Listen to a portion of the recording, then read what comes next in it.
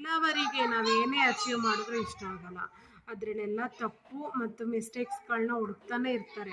ಅವ್ರನ್ನ ನಮ್ಮ ಸಾಧನೆಯ ಮೆಟ್ಟಿಲಾಗಿ ನಾವು ಉಳಿಸ್ಕೋಬೇಕು.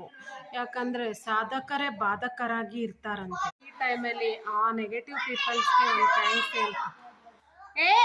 ಶಿಖಾ ಬಾಯಿಲಿ ಒಂದು 5 ನಿಮಿಷ, ಒಂದು 2 ನಿಮಿಷ ಹಿಂಗೆ ಹೋಗ್ಬಿಟ್ಟು ಹಂಗೆ ಕೆಳಗಡೆ ಹಂಗೆ ಕರ್ಕೊಬಾ ಅವನ್ನ. ಆ ನೆಗೆಟಿವ್ ಪೀಪಲ್ಸ್ಗೆ ನಮ್ಮ ಲೈಫಲ್ಲಿ ಒಂದು ಥ್ಯಾಂಕ್ಸ್ ಹೇಳಲೇಬೇಕಲ್ವ. ನಮ್ಮನ್ನು ಅವ್ರಿಗೆ ಗೊತ್ತಿಲ್ಲದಂಗೆ ಅಪ್ಸ್ಗೆ ಕರ್ಕೊಂಡು ಹೋಗ್ತಾನೆ ಇರ್ತಾರೆ.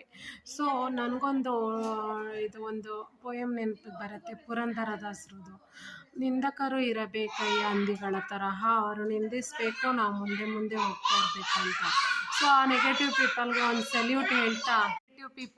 ಸೆಲ್ಯೂಟ್ ಹೇಳ್ತಾ ಸೊ ನಾನು ಇವತ್ತು ನೆಗೆಟಿವ್ ಪೀಪಲ್ಸು ನಿಮ್ಮ ಲೈಫಲ್ಲಿ ಇಟ್ಕೊಳ್ಳಿ, ಸೊ ನೀವು ಬೆಳೀರಿ ಅಂತ ಹೇಳ್ತಾ ಈ ವ್ಲಾಗ್ನ ಮುಗಿಸ್ತಾ ಇದ್ದೀನಿ. So Suma signing off from ಸುಮಾ.ಚುಮ್ಮಿ ಚಾನಲ್. Thank you. ಇಲ್ಲಿ ಮಕ್ಕಳು ಗಲಾಟೆ ಮಾಡ್ತಾ ಇದ್ದಾರೆ. ಸೊ ಇನ್ನೊಂದಿನ ವ್ಲಾಗ್ ಕಂಟಿನ್ಯೂ ಮಾಡ್ತೀನಿ. ಬಾಯ್.